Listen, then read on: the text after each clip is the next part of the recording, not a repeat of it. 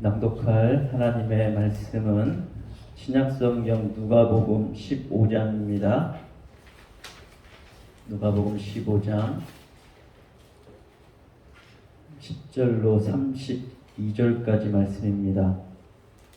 조금 길어서 제가 빠른 속도로 읽겠습니다.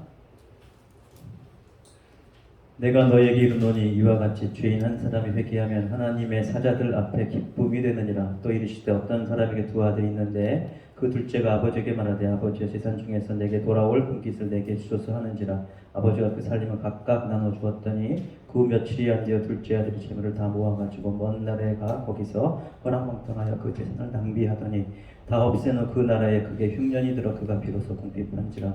가서 그 나라 백성 중 한 사람에게 붙어 사니 그가 그를 들로 보내어 돼지를 치게 하였는데 그가 돼지 먹는 쥐업 열매 배를 채우고자 하되 주는 자가 없는지라. 이에 스스로 돌이켜 이르되 내 아버지에게는 양식이 풍족한 품꾼이 얼마나 많은가. 나는 여기서 줄여 죽는구나. 내가 일어나 아버지께 가서 이르기를 아버지 내가 하늘과 아버지께 죄를 지었사오니 지금부터는 아버지의 아들아 일컬음을 감당하지 못하겠나이다. 나를 품꾼의 하나로 부소서 하리라 하고 이에 일어나서 아버지께로 돌아가니라. 아직도 거리가 먼데 아버지가 그를 보고 치근히 여겨 달려가 목을 안고 입을 맞추니 아들이 이르되 아버지여 내가 하늘과 아버지께 죄를 지었사오니 지금부터는 아버지의 아들아 일컬음을 감당하지 못하겠나이다 하나. 아버지는 종들에게 이르되 제일 옷은 옷을 내어다가 입히고 손에 가락지를 끼우고 발에 신을 신기라. 그리고 살찐 송아지를 끌어다가 잡으라. 우리가 먹고 즐기자. 이 내 아들은 죽었다가 다시 살아났으며 내가 잃었다가 다시 얻었노라 하니 그들이 즐거워하더라. 맏아들은 밭에 있다가 돌아와 집에 가까이 왔을 때 풍악과 춤추는 소리를 듣고 한 종을 불러 이 무슨 일인가 물은데 대답하되 당신의 동생이 돌아왔음에 당신의 아버지가 건강한 그를 다시 맞아들이게 되므로 인하여 살찐 송아지를 잡았나이다 하니 그가 노하여 들어가고자 하지 아니하거늘 아버지가 나와서 권한대 아버지께 대답하여 이르되 내가 여러의 아버지를 섬겨 명을 어김이 없거늘 내게는 염소 새끼라도 주어 나와 내 벗으로 즐기게 하신 일이 없더니 아버지의 살림을 창녀들과 함께 삼켜버린 이 아들이 돌아오매 이를 위하여 살찐 송아지를 잡으셨나이다. 아버지가 이르되 예 너는 항상 나와 함께 있으니 내 것이 다 네 것이로되 이 네 동생은 죽었다가 살아났으며 내가 잃었다가 얻었기로 우리가 즐거워하고 기뻐하는 것이 마땅하다 하니라. 아멘. 그 옆에 찬양 아버지 당신의 마음이 있는 곳에 우리 한번 불러보겠습니다.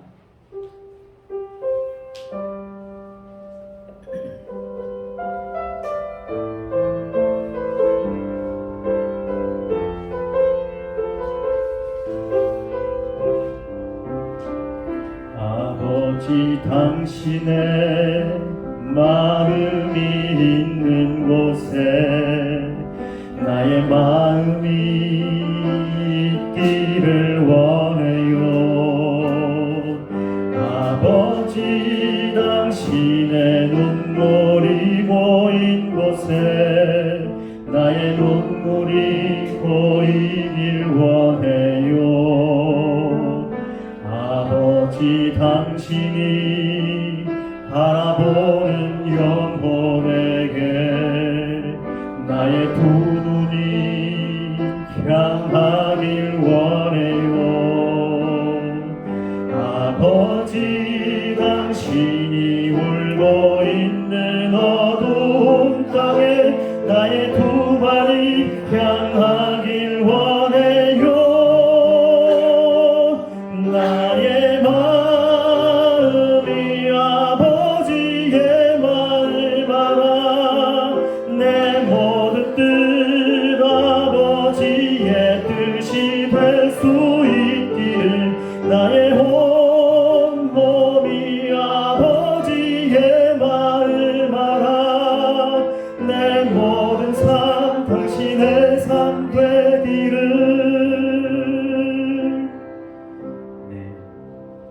오늘 설교 제목을 하나님의 마음을 아십니까? 아버지의 마음을 아십니까? 라고 잡아보았습니다. 어떤 분은 이 설교 본문을 제목 잡을 때 돌탕, 집탕 그렇게 잡은 분도 계시더라고요. 돌탕, 집탕, 뭔 말일까요? 삼계탕, 오골계탕이 아니라 돌아온 탕자를 줄여서 돌탕, 집에 있는 탕자를 줄여서 집탕, 그렇게 얘기한 것인데, 이 돌탕, 집탕을 바라보는 이 아버지의 마음, 이것을 우리가 깨닫게 된다면 우리는 정말 귀한 것을 얻게 될 줄로 믿습니다. 어떤 이에게 두 아들이 있었습니다. 둘째 아들이 아버지에게 와서는, 아버지, 재산 중에서 내게 줄 분깃을 내게 주시옵소서 하고 아버지한테 상속 받을 재산을 달라고 당당하게 요구를 합니다. 어찌 보면 이 아들은 집안에 있는 것이 답답해 미친 것이었죠. 숨 쉴 수 없는 공간이었습니다. 그래서 내가 집 밖을 나갈 수만 있으면 내가 빨리 나가야 되겠다. 아버지도 싫고, 이 집도 싫고, 여기에 있는 것도 싫고, 동네 사람도 싫고, 다 싫었어요. 그래서 하루속히 빨리 떠나기만을 원했습니다. 여러분, 교회 오시면서 오늘 어떤 마음으로 했습니까? 야, 행복한 날이다.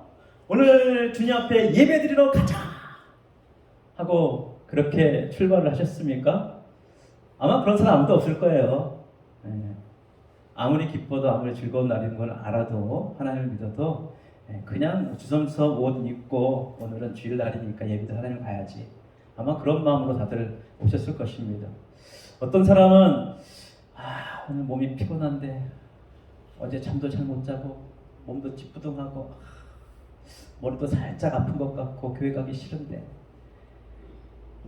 하지만 억지로 그래도 가야지 하고 집밖을 나서서 교회 오신 분도 아마 계실 것입니다.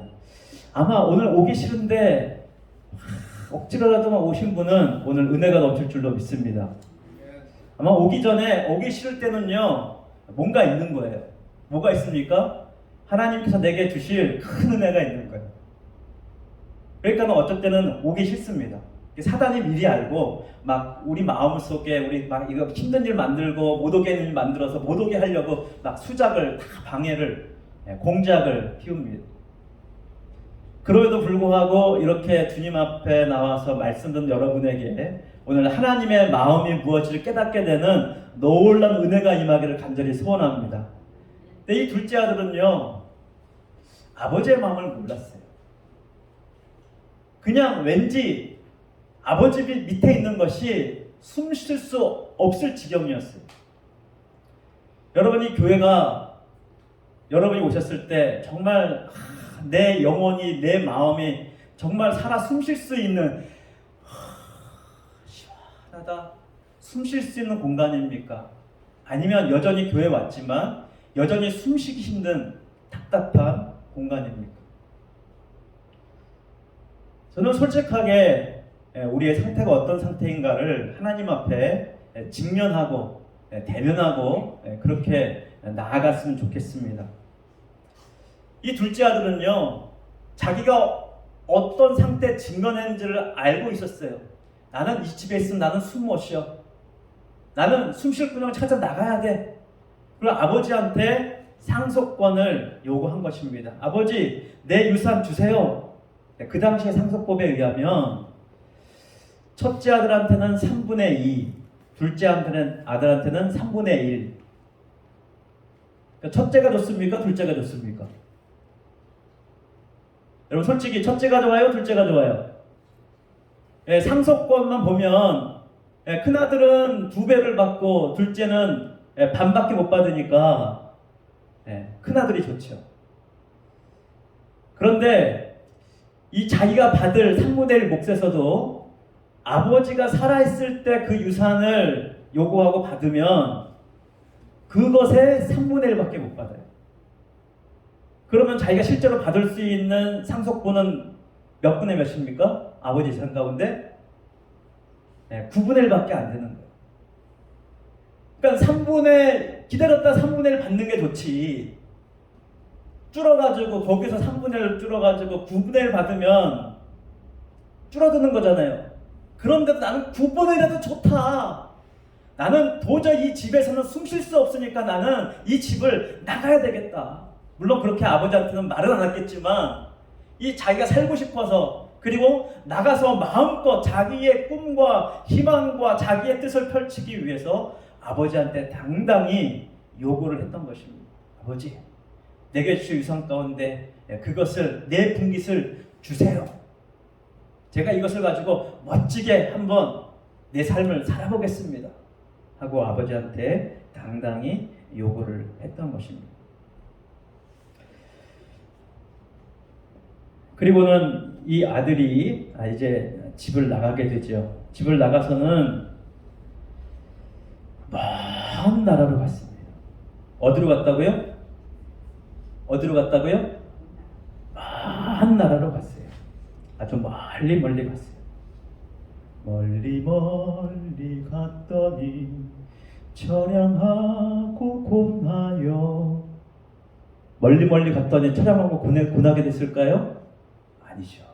멀리 갔더니 이제는 나에게 자유가 주어졌습니다.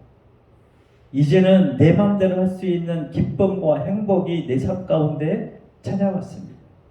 에헤라디야 하면서 이제는 내 마음대로 내가 하고 싶은 대로 마음껏 할 수 있는 자유와 기쁨의 삶이 그에게 주어졌습니다. 여러분, 이 아들이 사실 아버지한테, 이 살아있는 아버지한테 유산을 요구했을 때는요, 이 아들은 아버지를 죽은 자처럼 여긴 것입니다. 사실 이것은요, 나는 아버지가 빨리 죽기를 바래요 라는 것과 다를 바가 없는 그러한 요구인 것입니다. 아버지가 빨리 죽어야 내가 그 유산을 상속받잖아요. 그래야 내 꿈을 펼칠 수 있잖아요. 아버지 빨리 죽어주세요 라고 말한 것과 진배가 없습니다. 그럼 여러분, 아버지의 마음을 한번 생각해 보세요. 이 둘째 아들이 이렇게 요구했을 때 그 아버지는 기뻤을까요? 야, 드디어 둘째 아들이, 내 아들이 철이 들었구나, 스스로 뭔가 해볼 마음이 생겼구나, 그런 기쁜 마음이 들었을까요? 그것보다는 아마 이 아들이 그것을 받으면 아마 멀리 갈 것을 아빠는 예측했을 것입니다. 아버지는 그것을 알았을 것입니다. 그리고 이 아들의 지금까지의 삶을 볼 때 분명히 이것을 허랑방탕하게 쓰고는 처참한 비참한 인생이 될 수도 있겠다. 아마 그것을 아버지는 예상했을 것입니다. 그럼에도 불구하고 이 아버지는 어떻게 합니까? 둘째 아들의 요구대로 유산을 나눠줍니다. 아버지 재산 가운데 9분의 1의 몫을 그 아들한테 준 것입니다. 자, 이 아들 얼마나 그것을 기다렸는지, 얼마나 그것을 원했는지 며칠이 안 되어서 그 재산을 아버지가 주신 것을 싹 다 어떻게 해요? 정리를 합니다. 싹 다 정리를 하고 이제 멀리 떠난 거야. 이곳을 향해서는 내가 오줌도 누지 않을 거야 하면서 멀리 떠납니다. 먼 나라로 갔어요. 이것은 어떤 마음이에요? 다시는 내가 돌아오지 않을 거야 라는 마음을 가지고 간 것이지. 이 아들이 어떤 상처를 받았는지는 모르겠습니다. 어떤 마음이 있었는지 모르겠지만 다시는 돌아올 생각을 하지 않고 이제 아버지도 떠나고 그 집도 떠나고 동네도 떠나고 고향도 떠나서 멀리 간 것입니다. 그리고는 잘 살았으면 오죽 좋습니까? 그런데 이 아들은 허랑방탕해서, 이 허랑방탕이라는 말은 아직 구원받은 자의 삶의 모습이 아니라는 의미를 내포하고 있습니다. 이 아들이 하나님을 믿는 믿음의 사람인지 아닌지는 모르겠어요. 하지만 그의 삶의 모습은 믿는 자의 모습이 아니에요. 삶의 모습은 하나님과 함께 동행하는 자의 모습이 아니에요. 구원받은 자의 모습이 아니에요. 허랑방탕하게 구원받지 못한 자의 모습으로 삶을 살아갑니다. 처음에는 사업도 했겠지요. 열심히 돈을 벌려고 여러 가지 일도 벌였겠지요. 그냥 무조건 다 쓰고 했겠습니까? 아니겠지요. 자기의 꿈을 펼치기 위해서 사업도 해보고 이것도 해보고 저것도 해보고 열심히 그는 노력했을 것입니다. 하지만 노력하면서도 뭐예요? 자기에게 주어진 자유를 이제는 자기의 자기의 소견에 자기의 보기에 옳은 대로 그렇게 행하며 지냈던 것입니다. 여자에게 그리고 다른 무엇에 모든 재산을 다 날려버리고 이제 아무것도 남지 않게 되었습니다. 자, 이쯤 되면 회개하고 돌아와야 되잖아요. 근데 아직도 깨닫지 못합니다. 어디까지 내려갑니까? 돼지를 치지 않으면, 내가 누군가의 종이 되지 않으면 살 수 없는 그러한 지경에까지 내려갑니다. 돼지를 치면서도 여전히 깨닫지를 못합니다. 배가 고파서 돼지가 먹는 쥐엄나무 열매를 먹고자 하지만 자기한테 그것을 주는 이가 없습니다. 돼지한테 주는 것을 내가 몰래 먹었다가는 잘못하면 그 일마저도 잘릴 수가 있습니다. 그러니까 배고프니까 아직 임금 받지도 못했고 일하면서 배고프니까 누군가 내게 먹여주면 좋을 텐데 먹여준 이가 없습니다. 그제서야 비로소 자신의 상황이 깨달아지게 됩니다. 그리고 누가 떠오릅니까? 아버지가 떠오릅니다. 아버지의 집이 떠오릅니다. 야, 내 아버지 집에는 하인들도 많고 종들도 많고 그 종들도 내 아버지 집에서 일하지만 그들도 풍족하게 먹고 누리고 있는데 나는 여기에서 지금 돼지가 먹는 쥐엄나무 열매도 먹지 못하여 이러고 있구나. 신세 한탄을 하면서 이제 자신을 돌아보게 됩니다. 그리고 이제 자기의 모습을 바로 보고 직면하게 됩니다. 여러분, 이게 중요한 것 같아요. 내 모습이 보이지 않으면 깨닫지 못합니다. 내 모습이 보여야 비로소 내가 어떠한 자인가 깨닫게 되고 아버지가 생각나고 그 아버지의 품이 얼마나 평안한 품이고 그 아버지의 품이 얼마나 내 삶을 누릴 수 있는 그곳인가를 비로소 깨닫게 되는 것이지. 여러분, 이렇게 되기까지 아버지는 날마다 기다렸습니다. 아버지는 이 아들이 깨닫고 돌아올 때까지 날마다 동고 밖에 가서 아들이 돌아오기만을 기다리고 또 기다렸습니다. 이것이 아버지의 마음이에요. 우리가 성경을 읽으면서도 하나님의 말씀을 읽으면서도 깨닫지를 못하는 이유가 무엇입니까? 내 자신을 잘 보지 못하기 때문입니다. 내 자신이 지금 어떠한 상황인지, 내가 하나님이 없이는 내 삶이 낙이 없고 기쁨이 없고 평안이 없다는 것을 깨달아야 되는데 나는 믿음이 좋아. 나는 내 힘으로 할 수가 있어. 나는 노력하면 될 거야. 아직 힘들고 공고하지만 쥐구멍에도 벼틀 날이 있겠지. 내가 열심히 신앙으로 믿음으로 노력하고 힘쓰고 애쓰면 하나님께서 나에게 언젠가는 해뜰 날을 주실 거야 하면서 여전히 하나님 앞에 내 모습을 직면하지 않습니다. 때로는 우리의 마음이 상실할 때까지, 그리고 상실되어서 그것이 상처가 되어서 하나님 앞에 돌아올 마음이 생길 때까지 아버지는 기다리고 또 기다리십니다. 로마서 1장 28절에처럼 상실한 마음대로 버려두사 그랬습니다. 여러분, 예수를 잘 믿지 않고 하나님의 뜻대로 살지 않는데 내가 하는 것마다 잘 돼요. 공부해도 그냥 우수한 성적 거두고 시험만 보면 잘 보고 내 마음 먹은 거 하면 안 되는 게 없어요.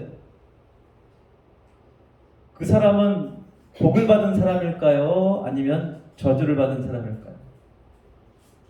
여러분 어떻게 생각하십니까? 하는 것마다 잘 돼요. 야, 하나님이 나를 형통케 하시는 형통한 삶의 사람인가요? 어떤 사람일까요?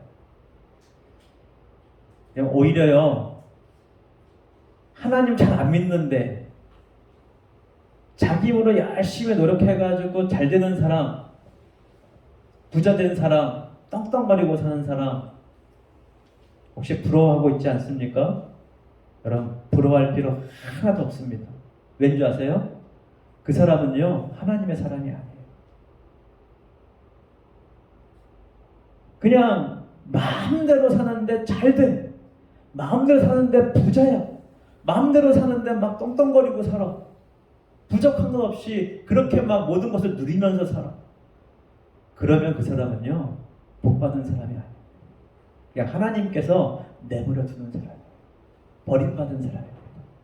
그런데요 버림받지 않은 사람, 하나님의 사람은요 오히려 자기 마음대로 살면 잘 안 돼요. 되는 것 같다 하다가 결국은 다 말아먹어요. 다 안 돼요. 왜 그럴까요? 무엇 때문에 그럴까요? 하나님께서 그를 다루시기 때문에 그렇습니다. 자신의 모습을 못 보니까 자신의 모습을 볼 수 있을 때까지 하나님께서 그를 다루시기 때문에 그렇습니다. 잘 되는 것 같다가 야 이제 되겠구나 하는데 꼴딱 말아먹어요. 되는 게 없어요. 마음이 답답해지고 마음이 힘들어지고 마음에 기쁨도 없고 평안도 없고 뭔가 안 돼요. 자꾸 힘들고 괴로운 일만 자꾸 생겨요. 왜 그럴까요? 아버지가 기다리고 계시는 뭐를요? 그 힘든 마음 가지고 아버지에게 돌아오기를 기다리고 계시는 것입니다. 어쩌면 14절에 보세요. 다 없앤 후 나라에 크게 흉년이 들어 그가 비로소 궁핍한지라. 재산을 다 탕진한 이후에 무엇이 들었습니까? 그 나라에 흉년이 들었습니다. 어찌 보면 하나님께서 그 아들 하나를, 그 한 사람을 얻기 위해서 그 온 나라에 뭘 주신 거예요? 흉년을 주신 거예요. 여기저기 먹고 살기 힘들게 하신 거예요. 그냥 망한 게 아니라 쫄딱 망한 데다가 이제는 먹을 것도 없을 지경까지 하나님께서 가게 하신 것입니다. 그러니까 여기까지 가야 돼요. 여기까지 가야 돼요. 아무것도 남지 않을 때까지 가야 비로소 우리는 하나님 앞에 직면할 생각을, 아버지한테 가볼 생각을 비로소 하게 되는 것입니다. 여러분 이 둘째 아들 보면서 한번 적용해 봅시다. 어떤 부분에서 신앙도 혹은 가족도 다 끊고 내 뜻대로 하고 싶은 강한 욕망은 없으십니까? 욕심 때문에 호랑방탕으로 갈 수밖에 없었던 사연은 혹시 있으십니까? 그 사연이 누구 탓도 아닌 문별한 내 삶의 결론임을 깨닫습니까? 아버지는 기다리고 또 기다리십니다.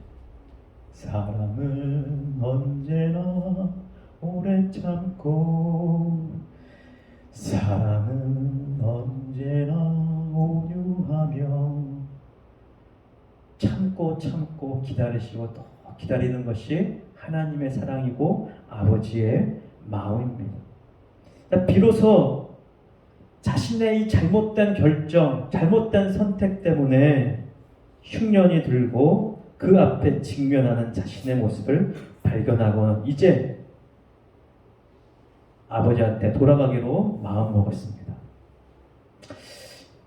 여러분 사실 자식이 이렇게 힘들 때 어떤 아버지가 그 자식을 도와줄 마음이 없겠습니까? 근데 정말 그 아들을 도와주는 것이 무엇일까요?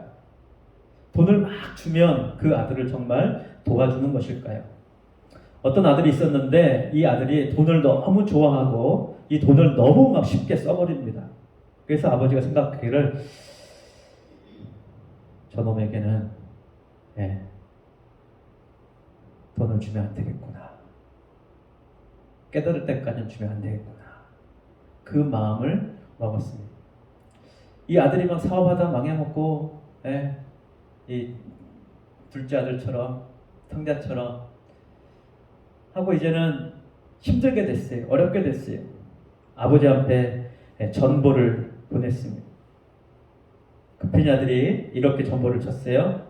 당신의 아들이 굶음. 전보를 쳤습니다. 아버지가 아들한테 답신을 했습니다. 굶어 죽어라 애비 하고 보냈습니다. 그때부터 아들이 이를 악물고 부득부득 갈면서 돈을 벌기 시작했습니다. 20년 동안 아버지에 대한 상처로 연을 끊고 지내다가 어느 날 이제 성공의 모습을 갖추었습니다. 자신의 삶을 돌아보면서 아버지를 생각하니까 또 자기도 자식을 낳아보니까 아버지의 마음이 약간 이해가 됩니다. 그러면서 아버지의 사랑을 깨닫고 고향을 찾아갔습니다. 그랬더니 아버지가 1년 전에 돌아가셨다는 거예요. 그리고는 편지를 남기셨습니다. 거기에 뭐라고 적혔냐면 아들아, 내가 하루도 너를 생각하지 않을 때가 없었다. 네가 정신 차리고 잘 살기를 바래서 그런 답장을 보낸 것이다. 그런데 네가 안 찾아오는 것을 보니 잘 살고 있는 것 같아서 도리어 다행이구나. 하루도 너를 위해 눈물 흘리지 않은 적이 없었단다. 그럼 이것이 아버지의 마음이 아닐까 싶습니다. 정말 아들이 잘 되기를 바라는 마음, 돈을 주는 것이 아들을 위한 것인지 아니면 아프더라도 돈을 주지 않는 것이 아들을 위한 것인지, 하나님은 나를 보실 때 어떤 마음으로 지금 바라보고 계실까요? 여러분, 우리가 혹시 가난을 수치로 여기지는 않습니까? 대부분 스스로 내가 가난해야지 하고 일부러 가난을 청한 사람 외에는 가난을 수치로 여기지 않는 사람이 없는 것 같습니다. 가난을 수치로 여기다 보면 말씀을 읽어도 말씀이 눈에 잘 들어오지 않습니다. 묵상을 해도 말씀을 읽어도 잘 읽혀지지를 않습니다. 일이 되지를 않습니다. 나는 예수 믿기 때문에 없이 살아도 가난해도 나는 기쁘고 행복하다. 그렇게 자랑하면서 말할 수 있어야 되는데 그것을 수치로 여기는 것이 우리 믿음의 한계가 아닌가 하는 생각이 듭니다. 가난한 것이 수치스럽고 그것 때문에 주눅이 든다면 그것은 하나님께서 내게 내리신 징벌입니다. 그럼 가난하다고 징벌은 아니에요. 그러나 가난하기 때문에 내가 만약 수치심을 느낀다면 그것은 하나님의 징벌인 것입니다. 어떤 징벌입니까? 깨달으라고 주시는 하나님의 징벌입니다. 그러므로 가난을 수치로 여길 것이 아니라 오히려 하나님을 믿지 못하고 하나님을 바라보지 못하고 아버지의 마음을 깨닫지 못하는 것을 더욱더 수치로 여기는 것이 올바른 믿음의 태도일 것입니다. 우리는 어디까지 내려가야 됩니까? 다 망한 단계까지 가서도 아직 깨닫지는 못했습니다. 돼지를 치는 단계까지도 내려갔는데 거기서도 깨닫지를 못했습니다. 돼지 먹는 쥐염 열매 먹는 단계까지 내려가도 깨닫지 못합니다.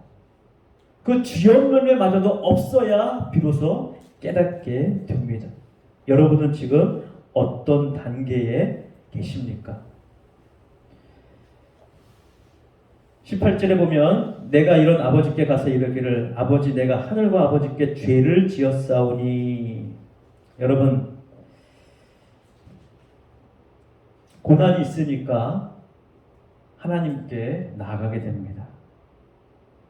고난이 있으니까 이제 내가 100% 죄인이라는 것이 깨달아집니다. 여러분, 이것이 은혜입니다. 내가 죄인이라는 것이 깨달아지는 것이 은혜입니다. 내가 죄인이라는 걸 깨닫지 못하면 우리에게 은혜가 임하지 않습니다. 아니, 은혜를 받았어도 그것을 은혜로 여기지 않게 됩니다.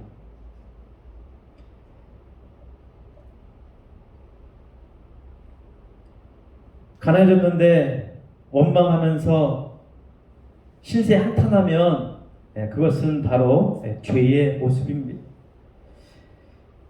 죄인들은 원망합니다. 바로 원망의 모습은 죄 지은 자의 모습입니다. 자기 죄를 깨닫지 못하면 우리는 원망하는 삶을 살 수밖에 없습니다. 특히 하나님을 믿는 사람에서 더 그래요. 하나님 믿는 사람일수록 내 죄를 깨닫지 못하면 더 원망합니다. 하나님, 내가 하나님을 믿는데 왜 내게 이런 일이 벌어집니까? 왜 잘 안 됩니까? 왜 내게 형통한 일을 주신다고 했는데 왜 내게는 형통한 일이 없습니까? 하나님 나를 버리신 것입니까? 자기 죄를 깨닫지 못하면 우리 마음이 꼬이지요. 누가 나를 투자하라고 해서 투자했더니 망했어. 나를 깨워서 그 사람이 이민 가자고 해서 이민 갔는데 다 망했어. 쫄딱 망했어. 나를 속였어. 그런 생각밖에 들지가 않습니다. 그러나 모든 것을 다 잃고 잃은 다음에 이것이 무엇 때문에 이렇게 되었는가? 나의 잘못된 선택 때문에 아버지를 떠나서 이렇게 된 것을 깨달을 때 우리는 비로소 내 원망의 마음이 사라지고 아버지께 돌아갈 그 마음이 생깁니다. 아버지가 이 돌아오는 아들을 날마다 기다리면서 이 돌아오는 아들을 보자마자 어떻게 했습니까? 쏜살같이 달려갔어요. 그냥 달려간 게 아니에요. 마치 육상 선수가 1등하기 위해서 전력 질주하듯이 이 늙은 아비가, 나이 먹은 아비가 그 아들 향해 쏜살같이 달려간 것입니다. 아마 낮이었던 것 같아요. 둘째 아들, 아버지를 다 버리고 도망간 아들, 동네 사람 다 알고 있잖아요. 재산 다 말아먹고 재산 다 정리해가지고 간 거를 알고 있잖아요. 저놈의 자식 뺨을 때리고 그냥 누구 같았으면은 둘째 아들은 이미 죽었다고 장례를 치러도 마땅할 그 아들. 그래서 그 아들이 혼자 동네에 들어오면 사람들한테 손가락질 당할까봐 조롱당할까봐 아마 아버지가 동구밭에서 이 아들을 기다린 것이 아닌가 하는 생각이 듭니다. 그래서 쏜살같이 달려가서 그 아들을 부둥켜 안고 그 아들을 부둥켜 안고 아들아 잘 왔다. 잘 왔다. 내가 너를 기다렸다. 그때 아들이 뭐라고 얘기합니까? 아버지, 나는 하늘과 아버지께 죄를 지었사오니 내가 아들이라 일컬음 받기에 마땅하지 않습니다. 나를 종처럼 하인 중에 하나로 여기시옵소서. 그렇게 얘기합니다. 진짜 자기의 모습을 보니까 낮아지고 낮아지는 것이지. 자기가 죄인을 깨달으니까 이제 아버지한테 회개할 것밖에. 그리고 아버지의 그 마음이 보이기 시작합니다. 물론 아직 다 못 봤어요. 그 아버지가 나를 얼마나 사랑하는지 아직 다 못 봤어요. 다만 지금 아버지한테 부끄럽고 미안한 마음이라는 것을 알아요. 아버지, 내가 아버지 앞에 얼굴을 들 수가 없습니다. 나는 죄인입니다. 나는 아들이 아닙니다. 나를 아들이라 부르는 것을 내가 감당치 못하겠습니다. 하면서 그렇게 아들이 돌아옵니다.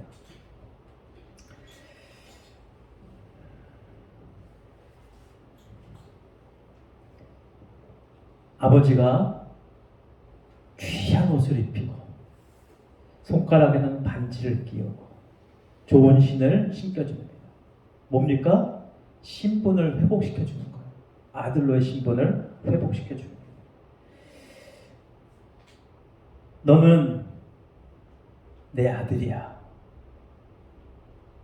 누가 함부로 여길 그런 자가 아니야. 너는 내 아들이야. 하고 마치 낭비하는 것처럼 잔치를 베풀어 줍니다. 그런데 이 이야기를 듣고 기뻐하지 않는 한 사람이 있습니다. 누굽니까? 맏아들, 큰아들입니다. 돌아온 탕자는 회개하고 돌아왔는데 이 두 번째 아들, 그러니까 맏아들, 집에 있는 탕자는 어찌 보면 더 힘든 아들이에요. 아버지에게는 더 힘든 아들입니다. 왜 그럴까요? 여러분, 오늘 본문 10절 말씀을 한번 읽겠습니다. 내가 너희에게 이르노니 이와 같이 죄인 한 사람이 회개하면 하나님의 사자들 앞에 기쁨이 되느니라. 죄인 한 사람이 회개하면 그 한 사람 돌아오는 것을 아버지는 기뻐해요. 그런데 이 맏아들은 자기가 죄인인 것을 깨닫지도 못하고 오히려 죄인이어서 그 회개하고 돌아온 그 자신의 동생마저도 이제는 반갑지가 않습니다. 그러니까 아버지의 마음하고는 전혀 상관이 없는 이 맏아들의 모습을 볼 수가 있습니다. 이 맏아들이요, 밭에서 일하다가 집으로 돌아옵니다. 집 가까웠는데 막 풍악 소리가 들리고 노래가 소리가 들리고 그래요. 그래서 아버지한테 직접 물은 것이 아니라 느낌이 이상해서 하인한테 물어봅니다. 야, 도대체 무슨 일이 벌어진 거냐? 하니까 당신의 동생이 돌아와서 아버지가 이제 잔치를 베풀고 이렇게 야채야채해서 이렇게 됐습니다 하고 얘기를 하니까 이 아들이 어떻게 합니까? 노하여 집에 안 들어갑니다. 분개했어요. 분노했어요. 아니, 나의 아버지가 어떻게 이럴 수 있지? 저 포랑방탕하게 창녀와 어울리고 탕진한 둘째 아들이 돌아오니까 나에게는 잔치를 베풀어 준 적이 없잖아 하면서 그 아버지의 모습에 분개합니다. 여러분, 이 분개하는 맏아들, 이 맏아들은 어떤 아들이었나요? 이 아들은요, 착한 아들이에요. 착한 아이처럼 말만 잘 들으라 했어. 시키는 대로 했는데 자꾸 지겨워해. 착한 아들처럼 시키는 대로 한 아들이었어요. 근데 이 아들이 왜 착한 아들이 됐을까요? 이 아들이 왜 시키는 대로 했을까요? 여러분, 둘째 아들이 재산 내놓으라고 요구했잖아요. 그럴 때 재산 요구한 이 아들의 말을 듣고 아버지가 재산을 그 아들에게 줬습니다. 근데 거기 말씀에 보면은요, 12절에 보면 마지막에 아버지가 그 살림을 각각 나누어 주었더니, 자, 나누어 줬는데 어떻게 나누어 줬다고요? 각각 주었다고 그랬습니다. 그러면은 누구한테 준 거예요? 누구한테 준 거예요? 네, 두 아들한테 다 준 거예요. 그러면 자, 살아있을 때 주면 얼마를 준다고 그랬죠? 원래 받을 유산의 3분의 1 만큼 주는 거니까, 자, 둘째 아들은 9분의 1을 받고 나간 거예요. 그러면 큰아들은 3분의 1이니까 약간 22.2%, 그 못 받은 겁니다. 그러니까 이 아들은 나갈 수가 없어요. 왜요? 자기가 상속받을 나머지도 다 받아야 돼요. 그래서 이 아들은 집을 안 나가고 오히려 아버지의 눈에 들기 위해서 어떻게 한 겁니까? 착한 아들이 된 거예요. 그래서 열심히 산 겁니다. 오늘 본문 말씀에 보면은요, 내가 아버지를 위해서 얼마나 일했습니까 할 때 그 일이 무슨이냐면 둘류라고 했는데, 이거는 일반 사람이 쓰는 말이 아니라 노예가 쓰는 말입니다. 종이 쓰는 말입니다. 둘로스가 종이에요. 둘리오는 종처럼 일했다 이거예요. 종처럼. 그러니까 자기는 아들로서 일한 게 아니라 종처럼 일한 거예요. 왜 종처럼 일했습니까? 아버지의 남은 유산을 다 상속받기 위해서, 아버지의 눈에 들기 위해서, 아버지께 인정받기 위해서 착한 아들이 되어서 열심히 성실하게 일한 거예요. 그러니까 이 아들은요, 아버지한테 아빠 나 배고파요, 아빠 나 오니까 친구 데려왔으니까 좀 잔치 좀 베풀어 주세요, 이 요구도 못했어요. 왜요? 그게 마치 내 유산 상속 분기처럼 여겨져 가지고 그런 마음이 들까봐 그것도 욕을 못한 거예요. 그러니까 종처럼, 아버지 밑에서 종처럼 열심히 성실하게 착하게 일하고 또 일했던 거예요. 그러니까 이런 아들이 자존감이 높습니까? 자존감이 낮을까요? 자존감이 낮습니다. 인정받기 위해서 뭔가 열심히 일하는 사람은요, 자존감이 높은 사람이 아니에요. 자존감이 낮은 사람. 그런데 사람은요, 인정받는 것을 굉장히 좋아해요. 인정받는 것이 위로가 돼요. 누군가가 나를 인정해주지 않으면은 그것이 슬픔이 되고, 그것이 때로는 화가 나기도 하고, 그것이 내 마음에 상처가 되기도 하고 그래요. 여러분, 우리가 누군가를 인정해주는 것도 굉장히 필요하고, 우리가 인정받는 것은 굉장히 필요한 것입니다. 하지만 내가 인정받기 위해서 막 수고하고 애를 쓰고 땀 흘리는 사람은요, 불행한 사람이에요. 행복한 사람이 아니에요. 근데 바로 이 착한 아이 증후군을 가진 사람들은 다 인정받기 위해서 착한 아이가 되고, 인정받기 위해서 착한 아이처럼 살고, 그래서 자기 주장도 없고 그냥 시키는 대로 하고, 그러니까 삶이 어떻게 됩니까? 자꾸 지겨워져요. 자꾸 지겨워져. 이것은 뭐냐? 내 마음에 뭐가 쌓이는 거예요? 내 삶에 대한 불만이, 분노와 원한이, 자꾸 원망이 쌓이고 쌓여갑니다. 그러다가 둘째 아들이 돌아와서 이제 그것을 아빠가 잔치를 베푸니까 그 모습이 이제는 결정타가 돼가서 몸에 그 자기 안에 있던 분노가 어떻게 됩니까? 폭발하기 시작한 것이죠. 쫙 올라와서는 폭발하기 시작합니다. 아버지! 이 둘째 아들 화랑방탕하게 창녀와 어울려서 다 탕진한 이 아들한테 잔치를 베푼 것이 맞습니까?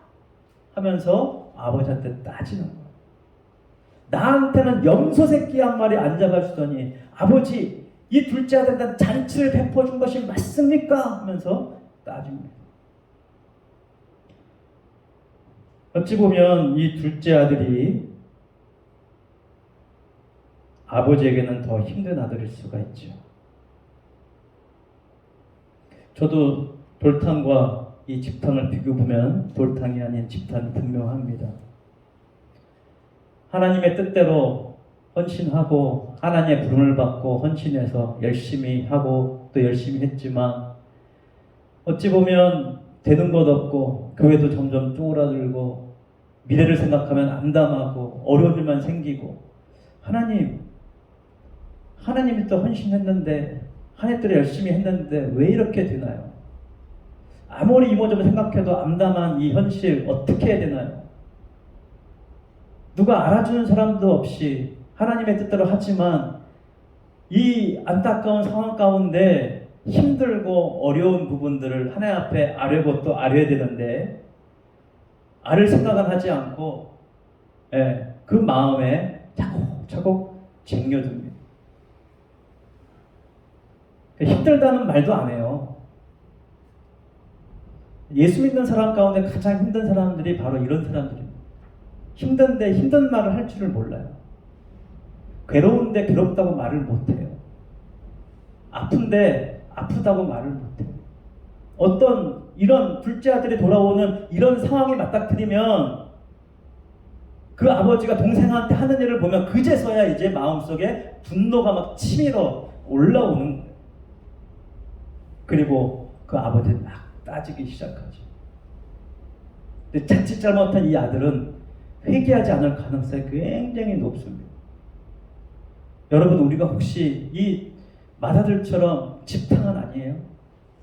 집탕에 되어서 하나님의 아버지의 마음을 헤아리지 못하고 오히려 내 마음에 빼앗긴 것, 저 녀석 때문에 내가 상속도 다 못 받고 받을 거에 9분의 1밖에 못 받고, 저 녀석 때문에 내가 다 못 받았는데, 그것 때문에 내가 어떻게 살아왔는데 나를 위해서는 잔치를 안 벌여줬니, 그러면서 막 원망하고 불판하고 그냥 분노하는 이것이 마치 당연한 것처럼 그렇게 행하지는 않습니까? 분노와 분개는 없다 할지라도 하나님 앞에 솔직한 모습으로 나가지 못하고 있지는 않습니까? 이 맏아들 내 삶이 우리 가운데 있지 않은지 한번 살펴보았으면 좋겠습니다. 문 밖에 서서 들어가질 않는 거예요. 내가 몸은 예배당 안에 들어와 있지만 내 마음은 하나님께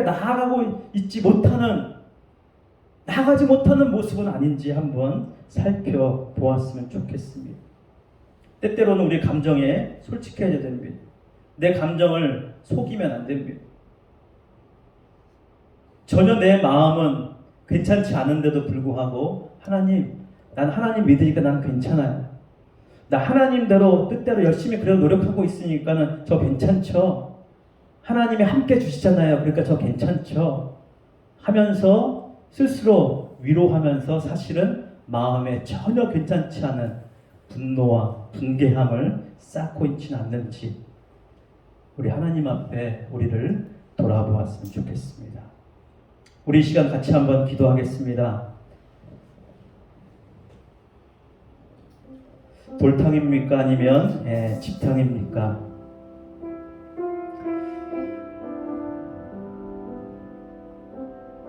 다 인생을 허비했는데 아직도 하나님 앞에 내 모습을 제대로 보지 못하고 깨닫고 있지 못하는 자는 아닙니까? 집에 있는 마다들처럼 내가 하나님을 위해서 열심히 했는데, 순종했는데, 나름대로 열심히 노력했는데 왜 아버지 나한테는 이런 걸 안 주십니까? 하면서 투정부리지는 않습니까? 아버지의 마음, 그 마음을 내가 알지 못해서 내 마음이 괴롭지는 않습니까? 이 시간 아버지의 마음을 알게 해주시옵소서. 아버지의 마음을 내 마음에 부어주시옵소서. 그래서 내 마음에 감사가 나오고 내 마음에 회개가 터져 나오고 낮은 자의 자리에 들어가서 이제는 내 마음에 있는 모습 그대로 솔직하게 하나님 내가 괴롭습니다. 하나님 내가 힘듭니다. 무엇 때문에 내가 어렵습니다. 그렇게 아버지 앞에 나가서 얘기할 수 있는 자가 될 수 있도록 이 시간 함께 하나님 앞에 기도하겠습니다. 하나님 아버지 감사합니다. 이 시간 귀한 말씀, 생명의 말씀을 들려주시니 감사합니다. 아버지 하나님, 이 시간 내가 주님 앞에 나아갑니다. 하나님 앞에 솔직하지 못했던 나의 모습들을 주님 앞에 돌이키며 주님 앞에 나아갑니다. 힘든 모습들을 이제는 힘들다고 말하겠으며 나의 마음에 어려운 일들을 이제는 주님 앞에 숨기지 않고 그것을 다 말하겠습니다. 그리고 하나님의 마음을 내가 더 알기를 원합니다. 아버지의 마음을 알기를 원합니다. 나를 사랑하시고 나를 기다리시는 그 놀라운 아버지의 마음을 내가 깨닫게 되기를 원합니다. 그리하여 아버지의 마음이 내 마음에 부음바 되고 이제는 내가 억지로 아버지 앞에 충성하는 삶이 아니라 아버지의 사랑을 누리고 이제는 나도 아버지를 사랑한다고 말할 수 있는 나의 삶이 되게 하시고 그리고 내 모습을 주님 앞에 온전히 바라보며 하나님 앞에 나아가는 내가 될 수 있도록 오 주님 도와주시옵소서. 아버지 하나님, 내가 주님 앞에 온전히 설 수 없어서 그 주님 앞에 내 주님 된 모습을 주님 앞에 부끄러운 모습을 볼 수밖에 없는 이 모습으로 주님 앞에 나아갈 때에 아버지께 달려나와 부둥켜 안고 얼싸안고 기뻐하신 것처럼 이제는 그 아버지의 나를 향하신 사랑을 기뻐하며 이제는 아버지의 잔치에 들어가 함께 행복을 누리는 그 아들처럼 살기를 원합니다. 이제는 아버지와 함께 있는 것이 행복이고 아버지와 함께하는 것이 가난이어도 아버지와 함께할 수 있다면 그것이 행복인 것을 이제는 깨달아서 그 기쁨 가운데 날마다 감사하는 삶이 되게 하시고 날마다 기쁨이 넘치는 삶이 되게 하시고 힘들고 어려운 일이 있을 때에도 이제는 내가 억지로 참고 견디는 것이 아니라 아버지 앞에 나아가 아버지가 함께 해주시는 모든 것들로 그 모든 힘든 것을 이제는 넉넉히 이겨내는 복된 삶으로 나아갈 수 있도록 주여 인도해 주시옵소서. 하나님 아버지 감사합니다. 이제 내가 100% 죄인인 것을 주님 앞에 고백합니다. 주님 앞에 죄인이라고 말할 수밖에 없는 죄인인 것을 주님 앞에 고백합니다. 때로는 하나님을 원망하고 때로는 내가 잘했다고 내가 열심히 해서 그 열심을 가지고 하나님의 뜻대로 살았다고 그렇게 뻐기면서 그렇게 하나님 앞에 대들었던 우리의 마음들을 주님 용서하여 주시고 이제 한 사람이 돌아오기를 기다리시는 한 사람이 돌아온 것을 기뻐하시는 그 아버지의 마음을 나도 이제는 깨닫게 하시고 그 아버지의 마음에 나도 아버지의 그 즐거움에 함께 동참하는 복된 자로 설 수 있도록 주여 날마다 우리의 모습들을 하나님 안에서 발견하고 하나님께 돌아오는 우리 모두가 되게 해 주시옵소서. 그리고 아버지 집에 들어가지 않는 어리석은 자가 아니라 아버지 집에 들어가 아버지의 아들로, 종이 아니라 아들로 아버지와 함께하는 복된 자들이 되게 해 주시옵소서. 우리 주 예수님 이름으로 기도드립니다. 아멘. 찬양